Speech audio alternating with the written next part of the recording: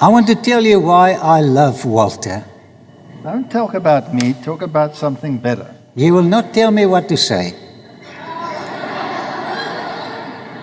I was praying for a man like him, and I found him. And I got the manse in one of our towns, and I got it just an hour before the conference, rented out to somebody else. Made it. And then we got a sponsor for him that sponsored him for 1 year. I told you this morning he was down and out. So the first year we worked together. But the next year, he traveled a long way every evening to attend all the lectures I gave, and I gradually brought him in. You cannot bring a man in too fast. I never push people. I mean very hard. And he always had a car problem. So one day he comes along with an old cadet, about 50 years old. The wheels were falling off. He said to me, "Francie, this thing has only got 40,000 kilometers. I said, "Walter, this car was at the fountain of youth." But he sacrificed his time, his money, his effort, and the trials he received from my strange personality. He persevered. Every day I pray for him and his wife and his children. And I'm so glad to be his friend. He wants to proclaim the message, and he's got a passion. And this is what I appreciate. Do you like Walter? Can I see the hands of those who don't like him?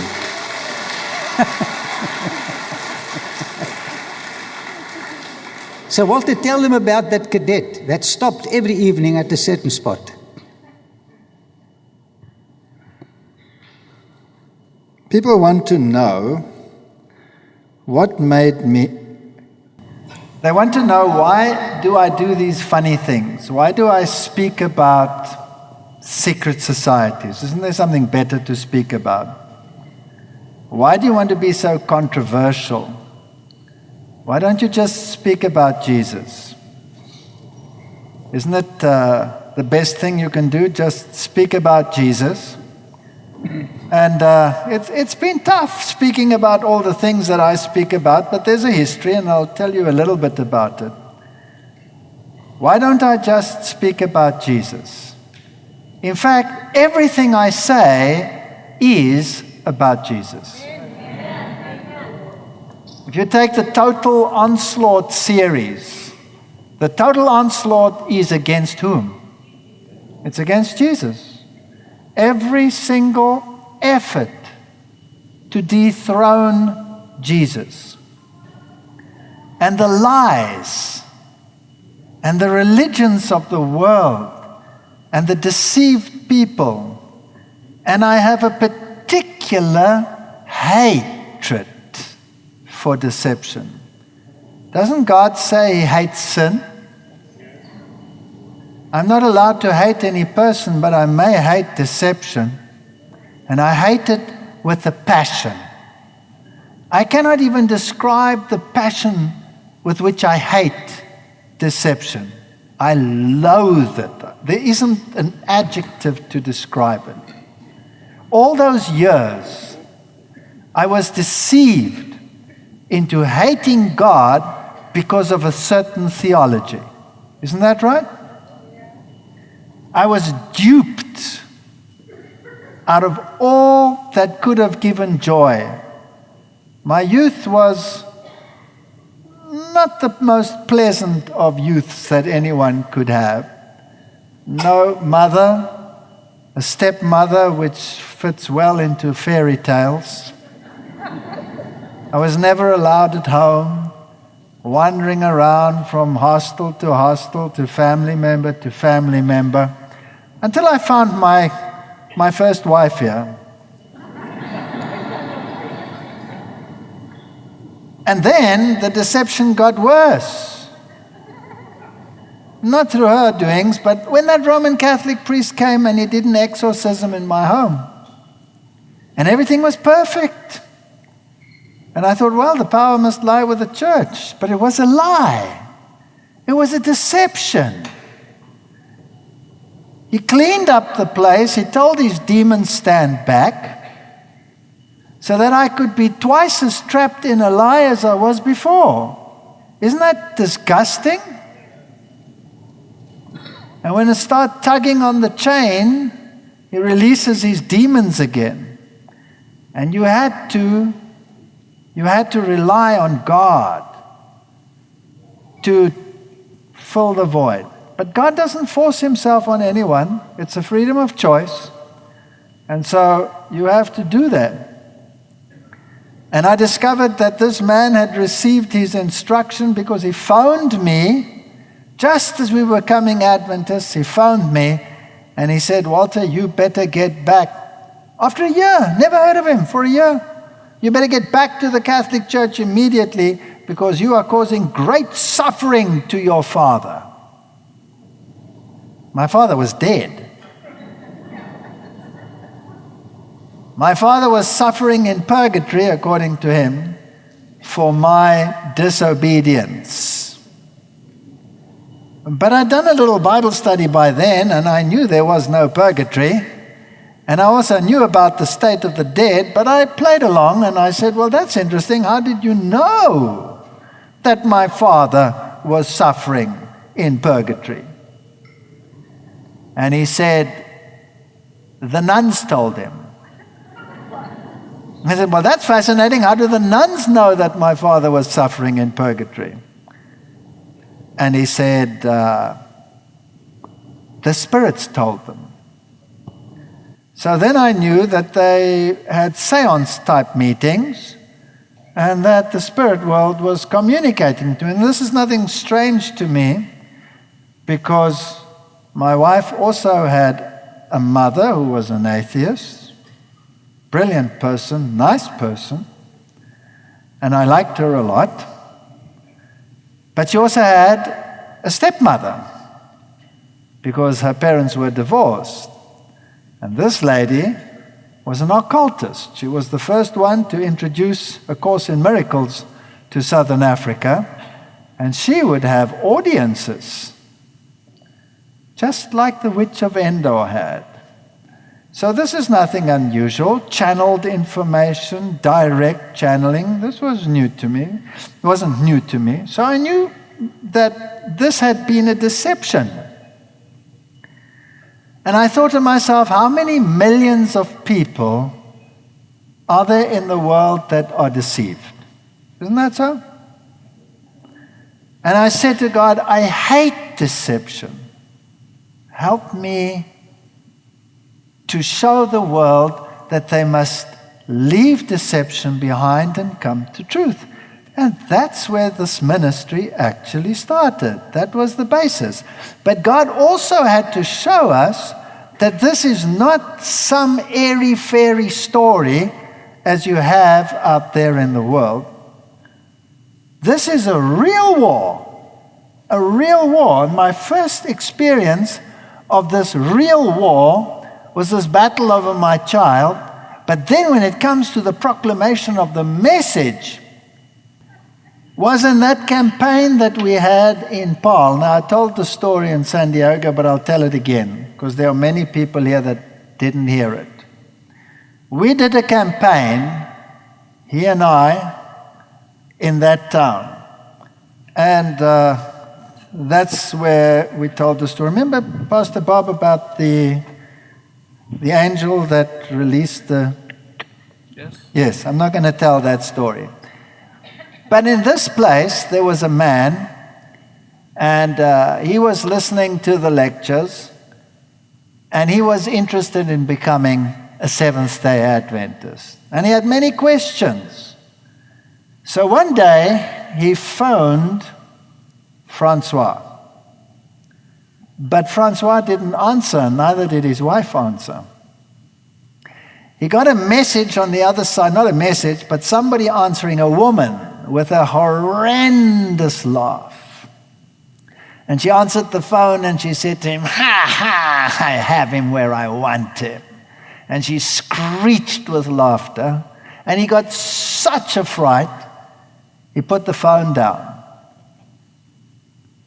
And he phoned me. And he said, do you know what's going on with Francois? Because I phoned him, and there's this terrible woman on the other side screeching like a maniac. And I was scared. I didn't phone again. Can you find out what's going on there? So I said, well, sure, okay. So I phoned Francois. And guess what? The same woman answered the phone. And she laughed with this horrible laughter, real demonic. And she says, I've got him where I want him. I've destroyed him. He's finished. And then she roared with laughter that I had to take the phone from my ear. And my wife heard her. How far was she away? Were you away? It was probably from here to the wall, that far. And I got a fright, and I put the phone down. And I phoned again, thinking, did I get the wrong number? And I phoned again, and his wife answered, in tears. And I said, what's going on over there? And she said she doesn't know, but Francois is sitting on the floor, and he's not getting up. You tell the story. You know, we must have the Sanhedrin around. But sometimes there are people in the Sanhedrin that doesn't want certain individuals to say what they need to say. And I was battling with the Sanhedrin. You know who the Sanhedrin is? Yeah. The devil didn't want this man to do the work he's doing. And I had a very hard time to accommodate Walter, give him my pulpit, arrange into the lectures for him to speak. And, you know, we worked hard, and at a certain stage, like Jacob, I said to the Lord, everything is against me. And I just fell to the ground, and there I sat. But Walter comes to people who are down and out. Tell them what you did, Walter. I've got my own. I'm very important. Anyway, we shoved those kids in the car, and we climbed in the car, and we drove. We were what, 30 kilometers, 40 kilometers away? 50, okay. We drove there, and there he was sitting on the floor. And we didn't know what to do with him. And he was so depressed. And that night he had to give a lecture. And then he has this propensity that his back jumps out. I think it's from all the heavy bags of concrete that he carries around and stuff. Oh, no, it must be something else. Anyway, his back goes out, and then he locks. And he said, you should see him, how funny he looks then. He sits there. And that night, we carried him onto the stage. And he sat there behind the pulpit in this position. And as he preached, he came upright, etc., etc. That was an amazing campaign. It was an incredible campaign. That's where we met the Black Angel. Tell them about the Black Angel. No, but they've heard it in San Diego. There's only 10 people from San Diego, and they want to hear some more detail. You can't punish these people because of San Diego. We want to answer questions this afternoon, but we thought we'd just fill you in on some of the details and the anecdotes as to why this ministry was started. To dispel the idea that this is some bandwagon that somebody wants to climb on in order to be different from everyone else. This is not something we do because we think we want to be different. And there are many people in the world that have come into this church because of this weird ministry. Many people inside the church don't really understand it, because they don't know the history, they don't know where we come from. And the biggest complainers are always from within our own ranks. And I always say to them when they say, why do you speak about all these evil things? Why don't you concentrate on the good things? I said, you're a Seventh-day Adventist? They say, yes. I said, well, the series is not for you. Don't look at it. The series is for those who are outside, trapped in spiritism, trapped in occultism, trapped in Freemasonry, trapped in the nightmare of false religion. And the series is for them. It's not for you. I have one for you. It's called Total Transformation. It was just recorded. That's for you, Seventh-day Adventist. I couldn't say that then, but that's what we said in the past. Now I can say that. Yes, and so in this campaign, it was a first in many ways.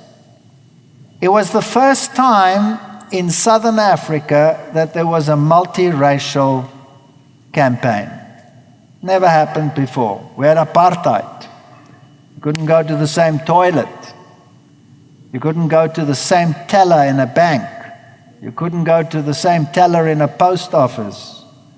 And, I mean, you Americans know you have a similar history. Don't pretend that you were so great. You were just as bad. Isn't it so? That's right. Sorry, let's be straight about it. But that's what it was like. But Francois and I, we decided we were going to speak publicly, and whosoever should come, should come. But racial prejudice was running deep in the country. And at the end of the campaign, we started with 3 people and we ended with 60. Non-racial church, the first one in the whole of South Africa. And there was so much prejudice in the church.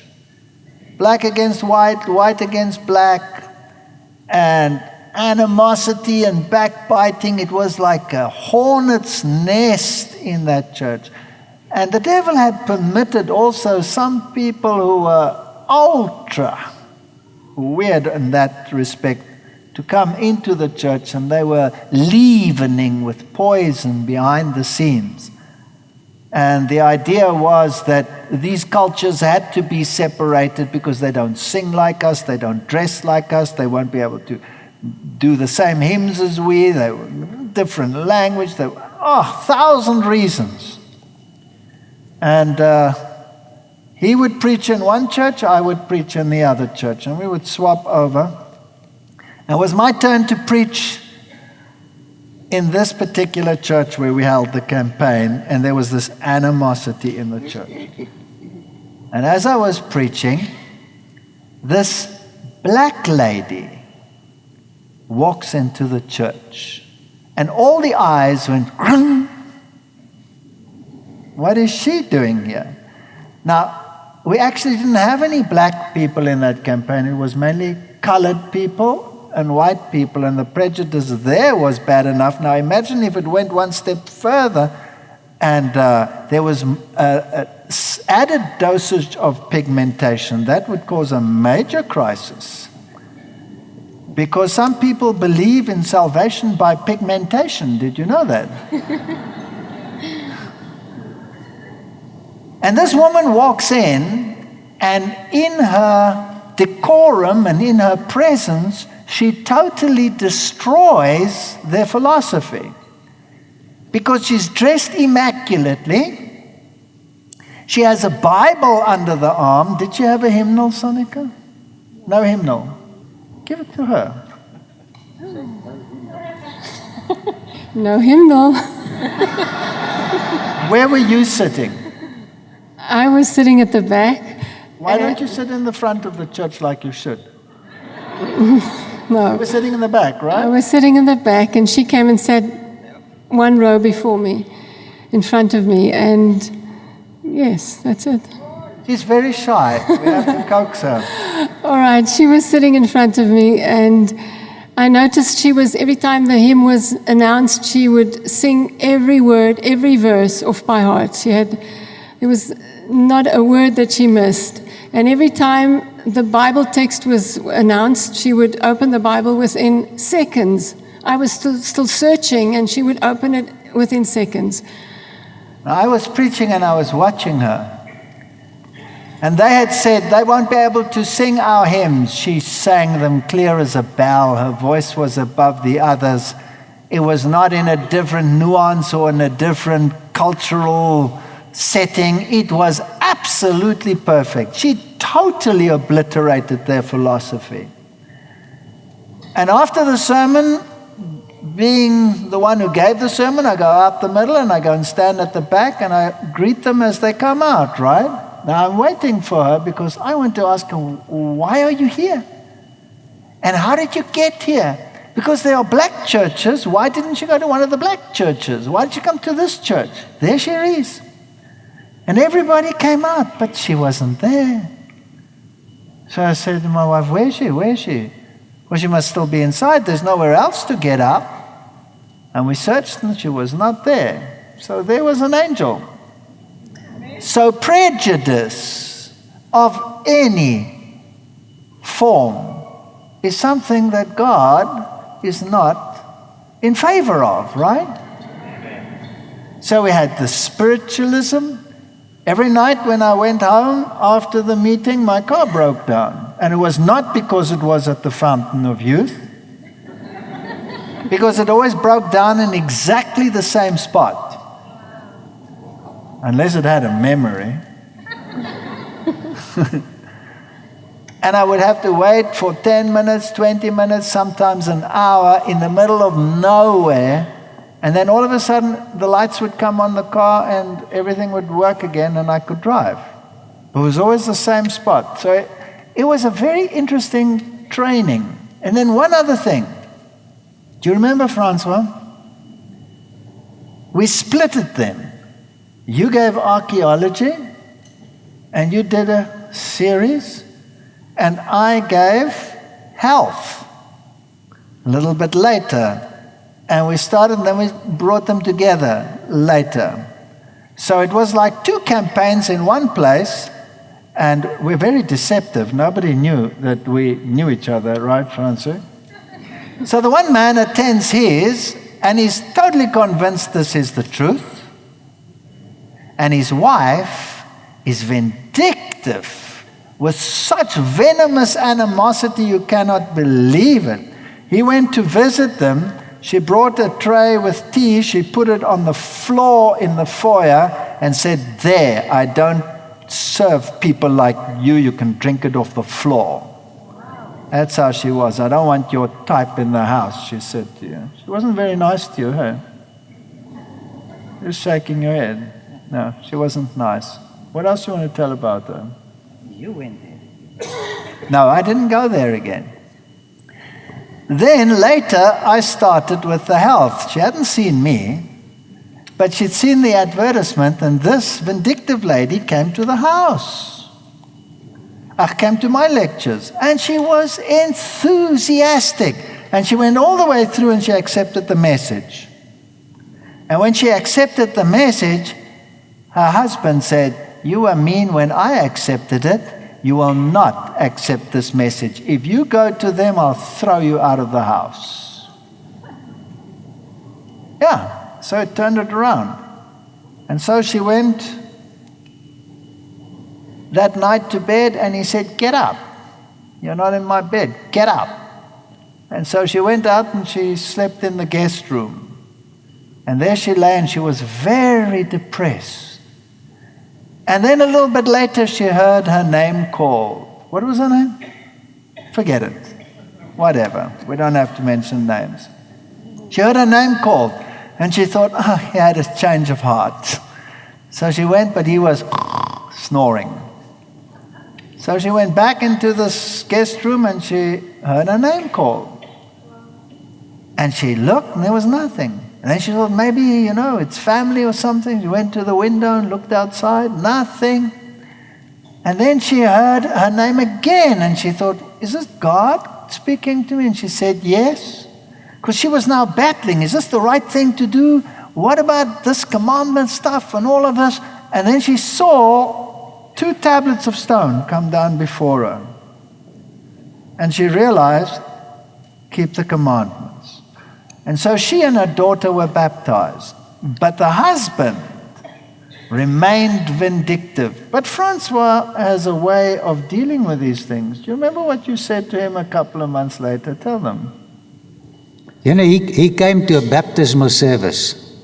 He was a big man like Pastor Bob. And He didn't want to come inside. after the service, he sat right at the back. After the service, he said, "Ew, No, you've got Alzheimer's. Listen here. He sat outside in the car. He wouldn't come into the church. It was a freezing cold day. And so you went outside to him and said to him, please come inside. It's warm inside. And he didn't want to. So you said to him, just sit in the back. I mean, you don't have to take part. At least it's warm. And then he came in. Now you continue. thank you, Walter." He sat at the back, and after the service, everybody was out. And he said, "You know, I should have been baptized." And I said, "Come with me. I don't like to drag people."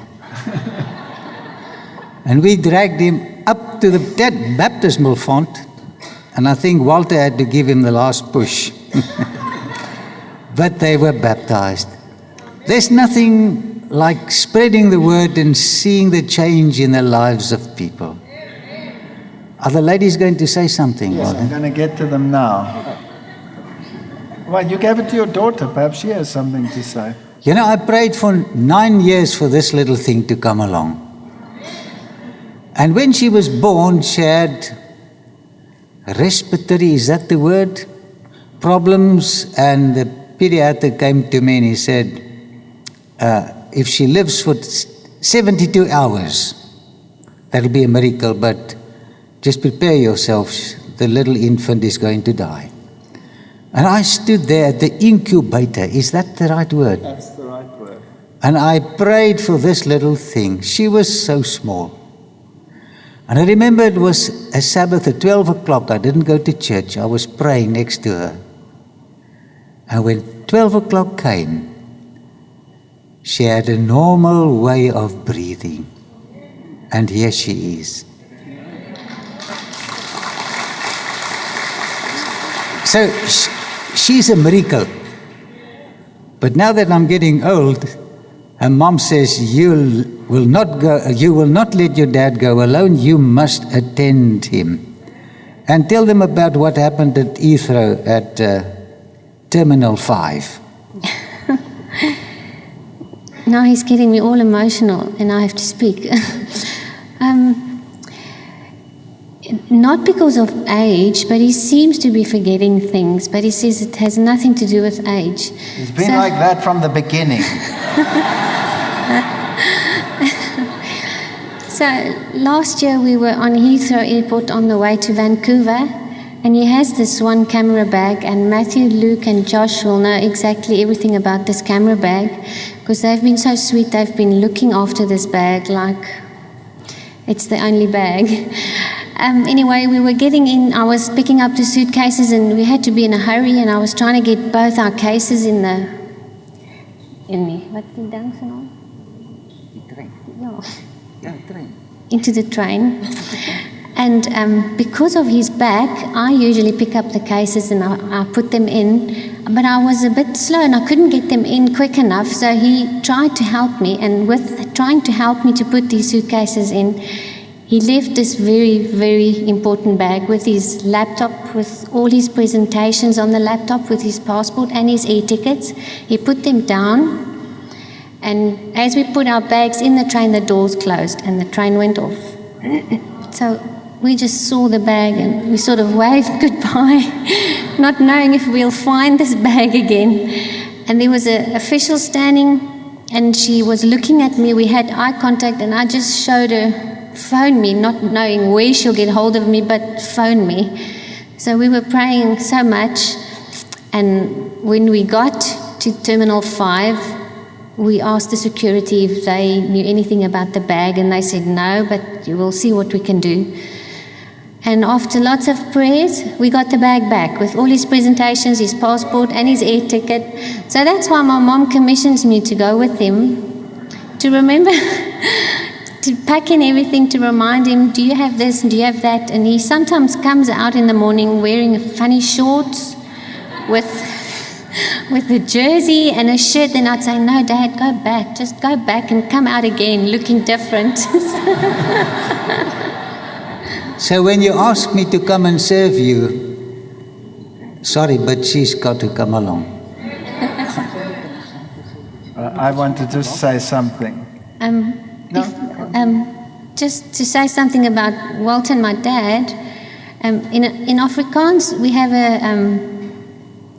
have a word that means friend, but it's maatjie. That means, when you're a small kid, you would say, this is my best friend. So my dad's always saying, ek gaan vir my maatjie kuier, which means I'm going to visit my little friend, although he's not little. So just being together with these two guys since the 1st of May, it's marvelous to see how well they know each other. The one would start a sentence and the other one would just complete it. And they also speak in codes, and I have lost some of these codes along the way. And then they'd say these funny sentences that's totally doesn't have anything to do with the conversation. And I'm thinking, what are they talking about? And then Walter would say, did you get that code?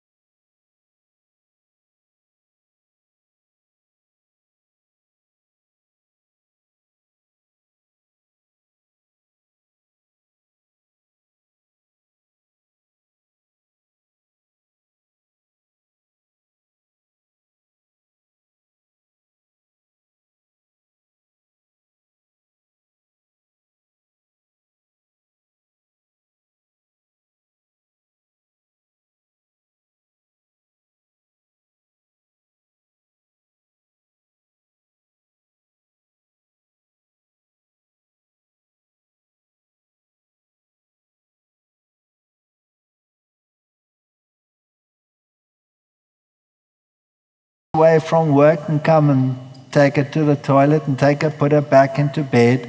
And she would sit, for how many weeks was it that you had to sit? Huh? 6 6 weeks. weeks. 6 weeks she had to sit in bed and couldn't move by herself. And she was lonely and she was depressed and downhearted and everything was going wrong. And you tell them how God comforted you. We were just speaking this afternoon about how much God loves animals and how the Lord used animals to be companions for I'm emotional, I'm sorry, to be companions for human beings. And this was an experience that I really don't know how the Lord did this, but it was an amazing experience. One day I was lying in bed, and he had left some bread and avocado and some fruit for me next to the bed. So I started to take my food and had my plate on my lap in the bed, and I heard something. Now, we had an Alsatian German Shepherd dog, and we had a cat. And the back door was always open, so the animals could go in and come back, go out and come back in. And they were lying in the lounge and they were sleeping. And I heard this noise. It was a different noise, and I saw down the passage towards the bedroom came a little squirrel. And the squirrel must have passed the dog and the cat, and the cat used to catch the squirrels and kill them. But the squirrel managed to come in, and it came right up to the bed. It hopped onto the bed, came up to the plate, and sat right opposite the plate and started eating my bread and my avocado. And when it finished, it walked off and it lay on the sofa on the seat that we had in the bedroom, and it slept in the sun for an hour, and then it went outside and it was gone. And this happened every single day. The next morning I was waiting, and it came down the passage, ate my avocado and my bread, and it went and slept. And then it went outside, and this carried on for the whole 6 weeks that I was in bed. And eventually, at the last day when I was allowed to go out, I went outside and I looked at the oak tree that we had in the garden, and it came down the oak tree, and it came towards me, ran up my leg, onto my shoulder, down the other leg, and it went up into the tree, and we never saw it again. It had just come to say goodbye. And I think the Lord had used this little animal to show me that He really cares, and that if we think we're alone, He's like angels. They're there, but we don't always see them. And an animal can be used to comfort us. And yeah, it was a good experience. I'm trying to figure out why I'm up here. Tell them the story of what happened to you. We want to hear from you. Not even a part of this family. Go for it. Well, This is not about us. This is about God. that's true. That's true. I had a little country church in western Nebraska. And I was just getting ready to get up to preach a sermon when a young man walks in the back of the church. And he stops and he's looking around like, I don't know where to go. So I invited him to come in and to sit. I said, I'm just getting ready to preach a sermon, and I'd like to get acquainted with you afterwards. And so he sat and he listened to the sermon. When the sermon was over, I went over and introduced myself, and I asked him his name, and he said, my name is Sandy. And I said, Sandy what? He said, just Sandy. And I said, well, the ladies are fixing a meal. We'd like to have you stay with us, Sandy. I need to talk to my head elder for a moment, and then I'll come and join you, and I'll introduce you to some of the church members that are there. So Sandy went out, and I talked to the head elder. And as I was talking to him, I finished and I went out into the foyer. And normally after the sermon, we had a family where this one lady had four little kids under the age of 5. And they were extremely hyperactive children. And they would just bounce off the wall and be crying and screaming after the sermons. But when I went out, I saw Sandy sitting on a couch, and the little kids were sitting next to him with their hands folded, as quiet as could be, never saying a word. And so I went over, and Sandy says, I've got a message for you. Do you mind if I borrow a Bible? And so one of the elders gave him his Bible, and he says, I want to turn to, and he would say the name of the book of the Bible and the chapter and the verse, and without looking at it, he would turn to that Bible book, the chapter and the verse, hold it up, quote the verse, point it with his finger as it was leading across perfectly on the same verse. And he would go one right after another, after another, after another. And his message was the soon coming of Jesus. And he told the men, he says, you're the spiritual leaders of your family. You need to get your families ready because Jesus is coming soon. He ate with us, and then I walked Sandy to the door. And of all things, Sandy got on a Harley-Davidson motorcycle. And he drove off and went around a corner, and I didn't see him as he went around a corner. But there were church members who had not been at the church, but they were driving by, and they had turned in, and I knew the son that was in the car was crazy about motorcycles. He could tell the name of the motorcycle, how big the engine was, just by listening to the engine. And so he came in, and I said, I asked him, I said, did you see that guy on that motorcycle? You just passed him, it wasn't even 10 seconds. And he said, I never saw a motorcycle, and there was no motorcycle there. And so I think my angel's name is Sandy. But I want to ask you a question now. Yes. Tell them the story that you told in San Diego about the guy with the braces, with the suspenders, because I want to try that in my church. This was in this exact same church where he sent me to preach, where this angel was, the exact same one. When we started there were only 3 members still coming to church, and there were nothing wrong with being over 80, but they were all over 80. And they had no interest whatsoever anymore in anything that was going on in terms of the truth. So he, being the type he was, he went to all the backslidden ones and compelled them to come in. Didn't you do that? Yeah. Yes. He went and dug them all up. There was one particular one that was very interesting. He used to throw pans and pots at any Adventist pastor who dared to come. He was married to an Adventist, but he hated Adventists, in particular Adventist pastors, right? And he went to fetch his wife to come also, and then he never does this to anyone really, but he commissioned me to give them a revelation seminar to bring them up to speed, right? It's such a pain. Anyway.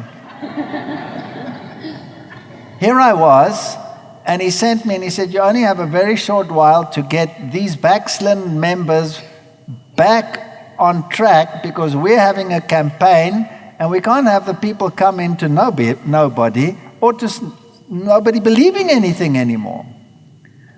And so we had prayer meetings, and my wife and I, we prayed with this old lady, one of the 3, and we prayed for the campaign. You know how you pray for a campaign. Dear Lord, please help us with this upcoming campaign, and may your Spirit work, etc. And it was her turn, and she prayed, Dear Lord, please let this campaign be a total failure. We want nobody in this church. We don't need the trouble and the strife and the crisis. Please let no one pitch up.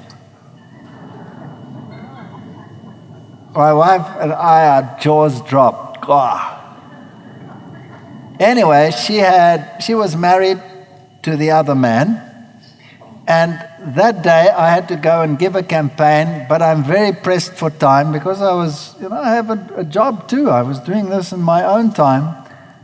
And I had one slot. I don't know how long I had. Let's say I had an hour and 15 minutes or something, then I had to go. And he said, this old elderly gentleman said, he needs to make an announcement. And I said, sure, go and make your announcement. And he went onto the stage, and I think he was on a diet. He'd lost a lot of weight, and his clothes were from a previous generation when he was a little bit more portulent. But he had what? Show them what he had on. He had braces on. Suspenders, you call them, right, to keep his pants up. And there he was, and he gave an announcement. 5 minutes, 10 minutes, 20 minutes, and he carried on. And my time was going, and I'd driven there all that way to give this thing, and I had to leave, and I wasn't going to be able to do it, and I was stressing. And I didn't want to be rude and go to an old man and say, will you please get off the stage? And so I was sitting there wringing my hands. What do I normally do when I get nervous? Look at your watch. Oh, yes, that's what I did. I take it off and I frumple it up and I carry on.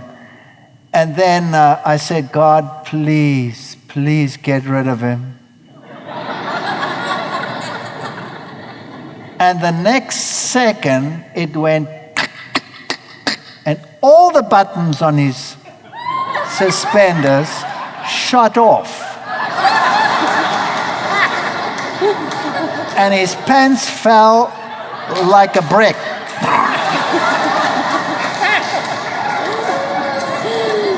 And he had the weirdest underpants on that you can imagine. It was white with red polka dots on it. He grabbed that pants and ran off that stage. So when this happens these days, I say, Lord, I need that angel.